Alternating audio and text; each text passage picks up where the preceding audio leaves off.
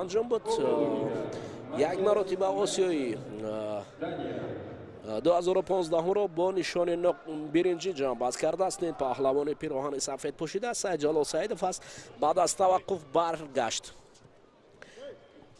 بر مقابل رقیب او یکی از پهلوانان دانی است. ماتسن ماتیاس است. ماتسن ماتیاس دور می رود از حالت داشتن سید جلال سیدوف. سید جلال سیدوف باشد رقیب را خوب یک طرف داشته است. با دست و چنگال از هم دور می شوند. سید جلال سیدوف روی سر اصلاح می کند و دوباره برای حالت کمیکاتا یا حالت داشتن نمودگی می بیند. یک طرف هر دو می دارند. یک طرف داشتن برای این پهلوانان باید حرکت کنند، وگرنه داور مرکز برای هر دو اینها شاید چی هم نشان دهد برای کار نکردن. سید جلال سیدوف خوب داشته است. حالا باید هجوم کند. مارسل مارتیاس باشد فاصله را دورتر میبرد. حالا سید جلال فقط از نو پنجه میخواهد از رقیب برکند و هجوم کند. محمد عبدالرحمن لبی تطمی نشسته است و این نبرد سید جلال سیدوف را نظارت میکند. حالا باز یک سمت گوشتین گرفتن این پهلوانان نیست. داور مرکز را نگران کرده است. هجوم میکند سید جلال. چند فاصله دورتر است. ماتسن ماتیاس باشد. اما از منطقه ضربه را مادر سید جلال سیدوف فولی نیک نیست. اینو داور مرکز احساس کرد و اولین شیده را برای سیدوف نشان داد.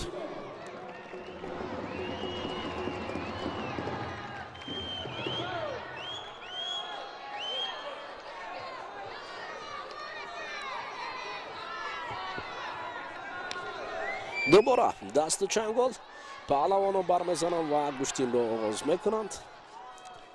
پهلوان دانیا ماتیاس ماتسن اما شکل پیشتر خود را دوام میدهد. حالا یگان اصول از جانب این جفت اجرا نگردیده است. فقط حالتهای داشتن خلاص شدن است. حجم ماتیاس اما امتیازی که برای اینها لازم است و هنوز پیدا نشده است. داور مرکز نگاه دارد، نظارت میبرد این جریان رقابت را. دیدار قدر پرشور و شوق هم نیست. حالا سید جلال سیدوف اکنون برای هجوم کردن باید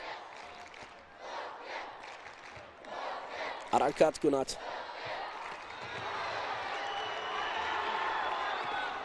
اما فاصله همان دور است و خطا کردن از چنگال رقیب کمی او را مشکلی به بار آورده است.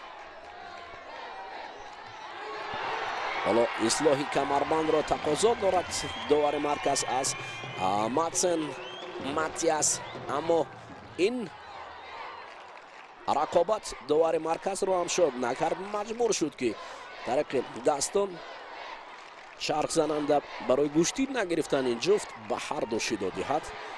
این اصولی بردار و از جانب سید جلال سیدوف بود.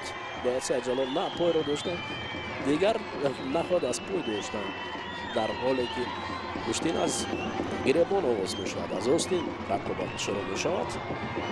خب اکنون همان رقابت ادامه دارد. ماتسن مارتیاس سید جلال سیدوف پهلوان تاجیک حالا گریبان رقیب را داشته است اما خود از منطقه زرد بعضان حالات دور می رود.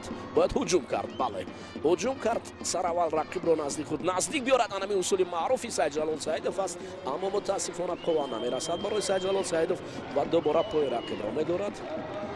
همون اصول معروفی که سید جلال سیدوف در مسابقه گوشتین ملی تاجیکی خوب به کار می برد.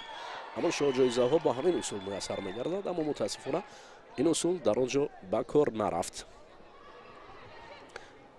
غیر قاعده داشتن خانس حاکمه که دیگر چهار سم نگاه کردن